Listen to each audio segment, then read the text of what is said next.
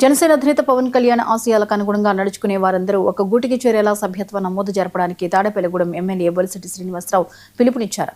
నెల్లూరు జనసేన అధ్యక్షులు దుగ్గిశెట్టి సుజయ్ బాబు ఆధ్వర్యంలో జరిగిన ఉద్యమి సభ్యత్వ నమోదు కార్యక్రమంలో బొలిశెట్టి, టిట్కో చైర్మన్ వేములపాటి అజయ్ కుమార్ పాల్గొన్నారు. తొలి సభ్యత్వాన్ని దుగ్గిశెట్టి సుజయ్ బాబుకు జనసేన నాయకులు అందజేశారు.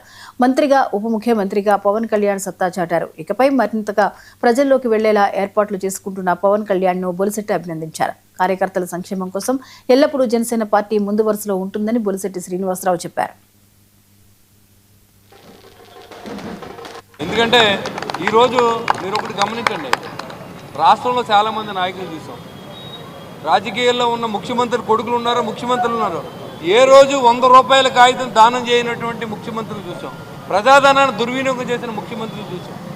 అలాంటిది ఇవాళ పవన్ కళ్యాణ్ గారు సొంత డబ్బుతో ఇవాళ ఆ రోజు ఓడిపోయినప్పుడు రైతులను ఆదుకున్న పరిస్థితి కానీ, ఎక్కడైనా దేశానికి సేవ చేసిన మిలిటరీ సోదరులు చనిపోతే వాళ్ళకి ఇచ్చిన సందర్భంలో కానీ, ఇవాళ గెలిచిన తర్వాత కూడా ప్రభుత్వ సొమ్ము నాకు వద్దు, నా ఆఫీసులో నేను ఆఫీస్ పెట్టుకుంటాను, నేను ఈ రాష్ట్రాన్ని అభివృద్ధి చేయడానికే నేను కూటమిని ఏర్పాటు చేసుకుని మేమంతా కలిసి పరిపాలన చేస్తా ఉన్నాం అని చెప్పి ఈరోజు చెప్పడమే కాదు, ఇవాళ ప్రజల కోసం బతుకుతున్న పార్టీ జనసేన పార్టీ అనేది ప్రజలు నమ్ముతూ ఉన్నారు. ఇవాళ జనసేన పార్టీకి అత్యంత విలువిస్తూ ఉన్నారు. ఇవాళ పవన్ కళ్యాణ్ గారి దయ వల్ల నేను ఈరోజు ఈ స్థాయిలో ఉన్నాను.